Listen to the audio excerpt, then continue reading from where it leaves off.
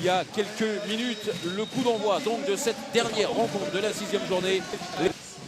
Passé et donc bon, le cadre est le même. Il a été un peu plus clément en tout début pour Thibaut Brié. Oui, c'est ça. Il enchaîne, hein, Thibaut. 4e but de suite. Le fantôme de Colsta qui était sur le terrain cette semaine. Pérez reparti avec Brassler qui est bien dans son match. Hein. Ce sera un sacré baptême du feu pour monsieur Mathias Burdet. Ça vous dit quelque chose, non? On va suivre le but de Nicolas Tournat. Oui, Mathias, il doit encore faire ça. Ouais. Ce sera lors de la première semaine de novembre. Exactement. Voilà, ça s'est passé, c'était difficile. Il avait choisi vraiment la solution la plus compliquée. Pérez est derrière. Oui. Il n'y avait personne dans le but. Il l'avait vu avant tout le monde, Emric Min. Pour répondre à la problématique de la double exclusion, déjà pour Matej Gabert, on était ballon perdu. Ballon d'égalisation à la course. Oui, avec Mike Brassler qui va trouver encore le poteau. Et il se plante d'une faute d'Odriozola qui l'a accroché dans sa course derrière Coleman qui vient défendre bien en face. Et que ce soit Pešić ou Bioska. Mais ça ne marche pas. Il y a Nacho Bioska qui est entré derrière. Emric Min. Oui, c'est la mauvaise passe à tout point de vue pour Emric Min. Ah oui, en échec face à Alex Demaille. Et évidemment, Saint-Raphaël, encore une fois, en profite par l'intermédiaire de Mike Brassler qui a bien fait de commencer son échauffement. De toute façon, on en parle souvent, la pieuvre. Oui, la qualité raphaéloise. Avec l'entrée de Noah Quadio, aussi aux côtés de Jo Mapou et de Coleman. Oh, l'impact magnifique, signé Julien Boss, qui a été abandonné. Égalité après 24 minutes.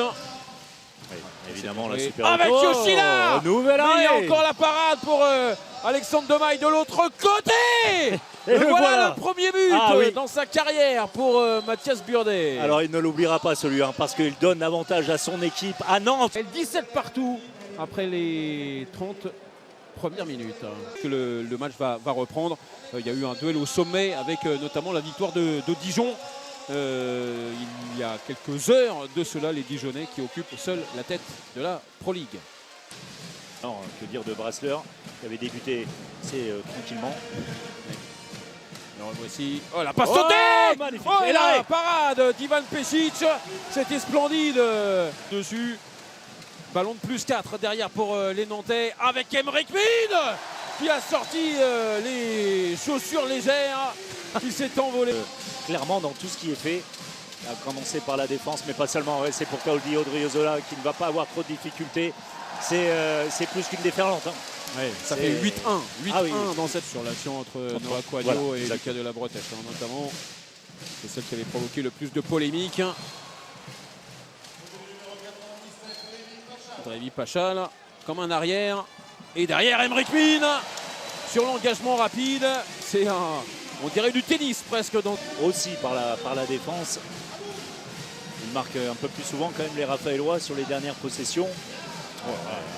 Attention derrière avec la roucoulette exceptionnelle pour terminer après la course. Le but fantastique d'Emric Min.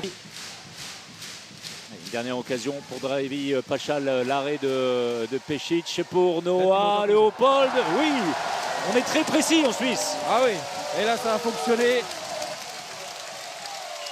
Et c'était la dernière action de cette rencontre, le 36e but en faveur des Nantais. 36-29, l'écart de 7 buts aura été continuel dans cette seconde période.